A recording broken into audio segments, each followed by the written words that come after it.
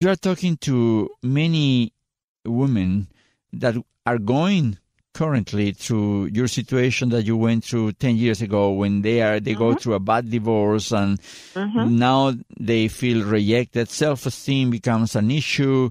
They don't want to wake up in the mornings.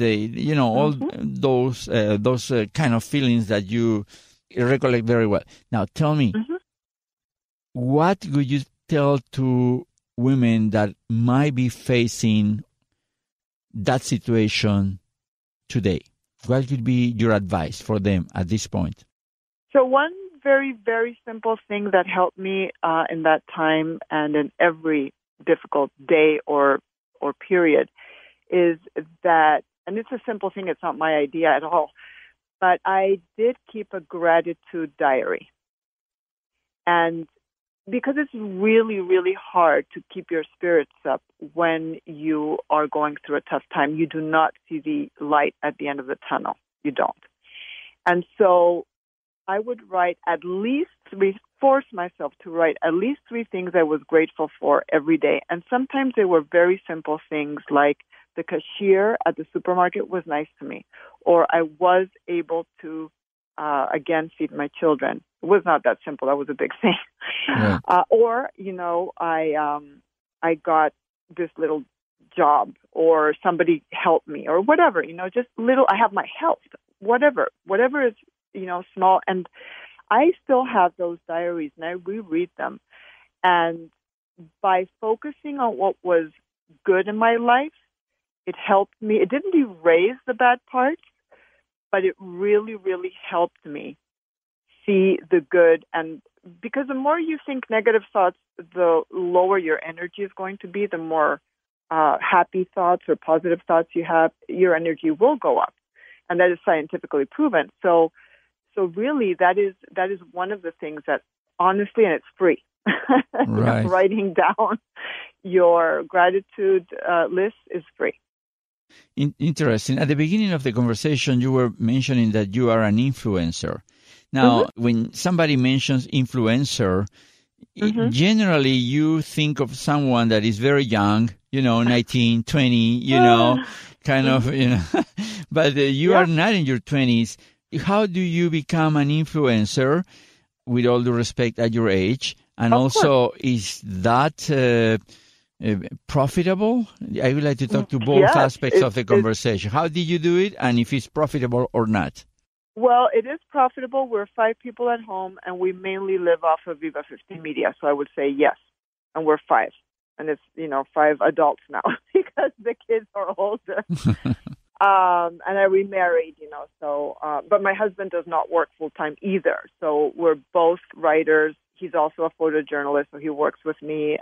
We're both bilingual. He does teach some college classes, but basically we make a living with Viva 50 Media. So yes, it's profitable. And is it possible to do it past a certain age? Well, I'm 55 and I'm doing it.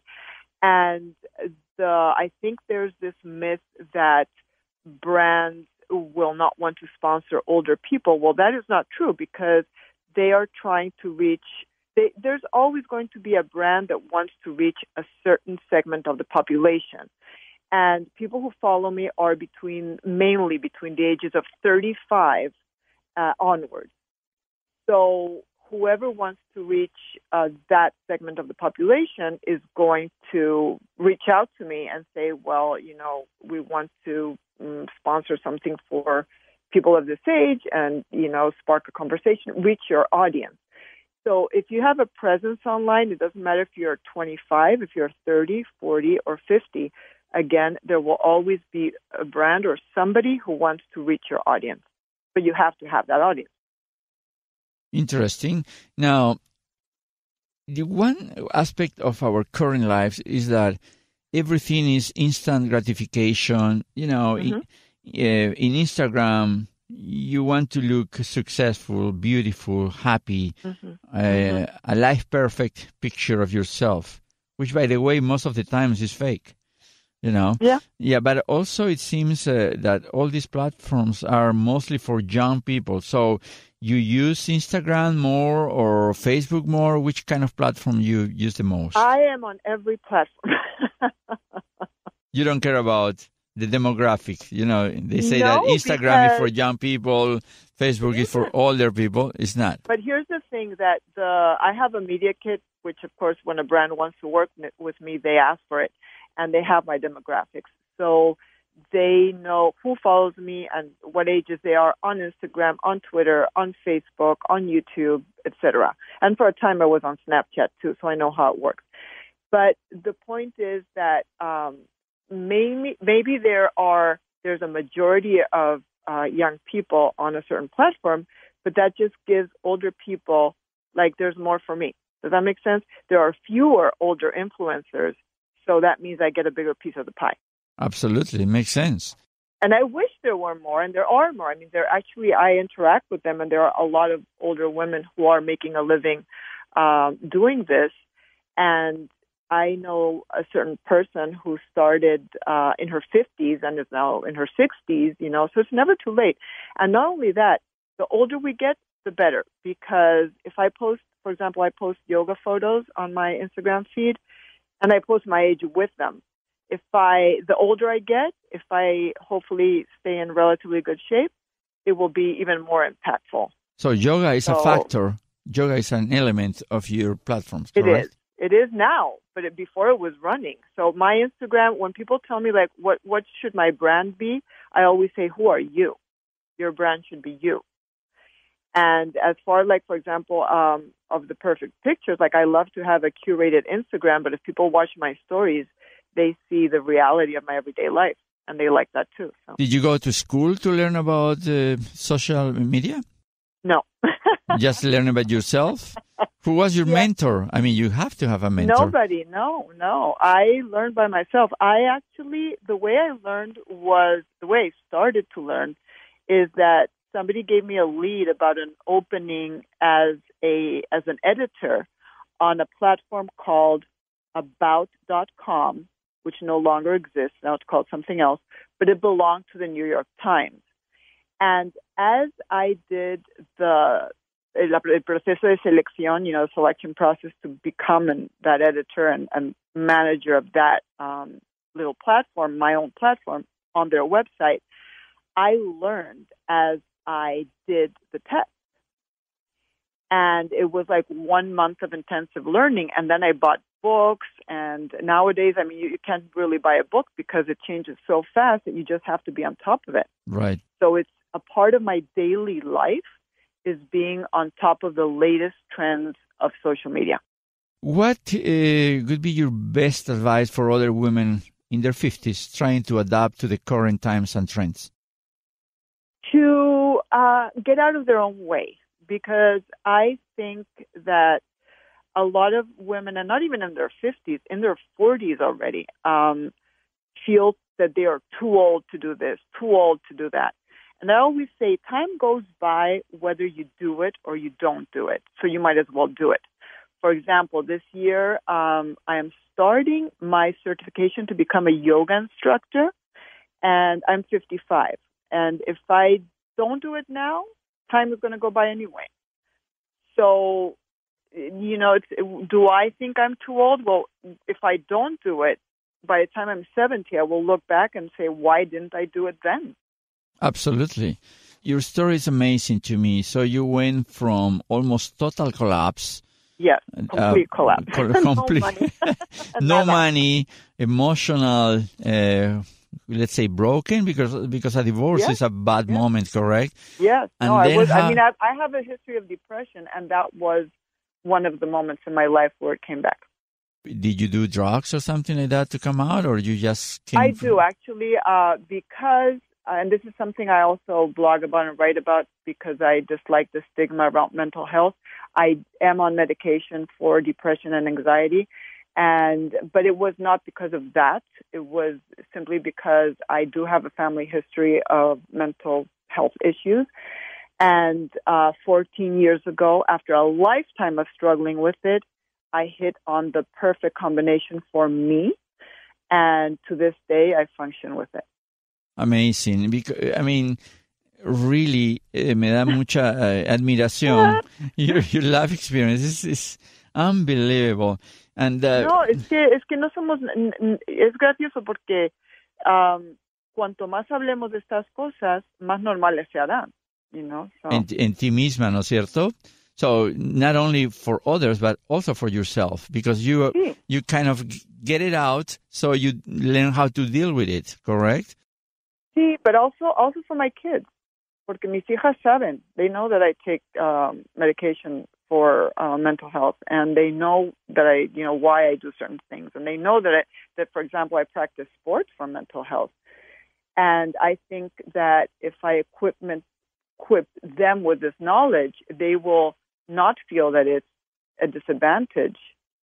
And in fact, I'm already writing my next book, and it is about how to use your flaws, tus defectos, and turn them into virtues.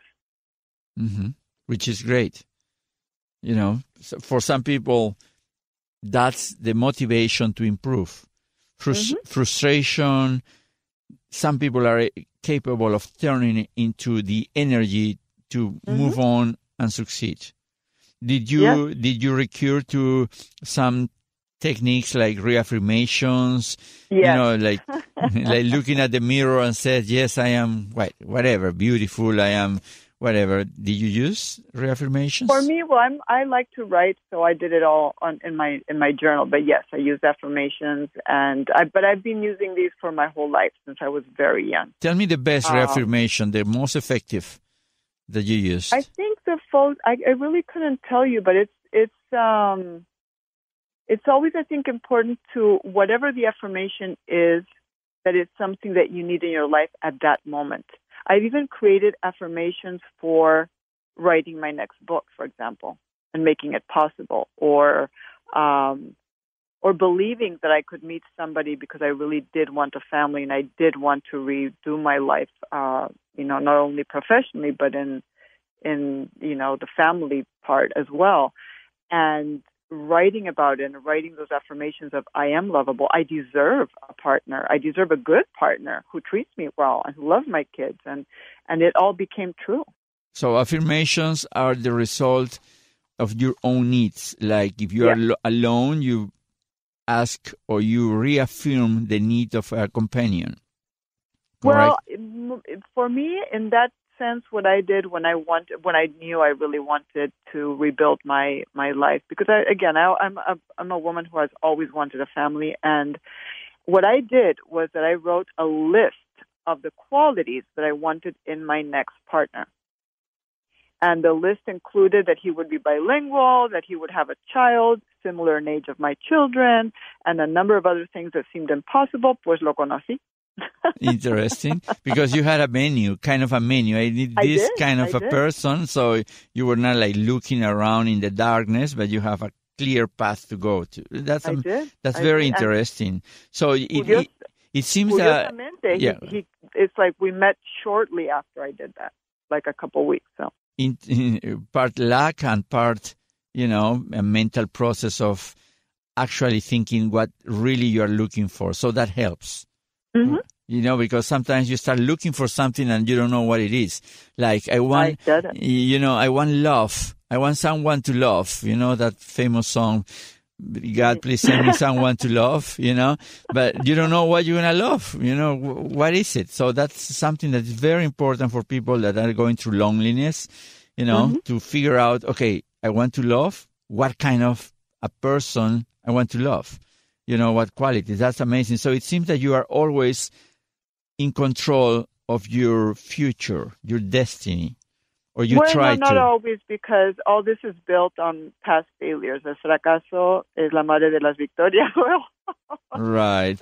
So if you know how to think about and discernir, learn from it, so it could help. But if you don't, a failure brings another failure.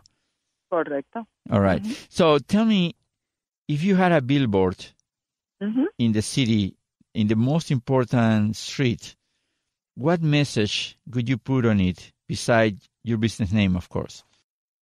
Live by reasons, not excuses. Again? Live by reasons, Vive motivado por las razones, not excuses, no por las excusas. Love it.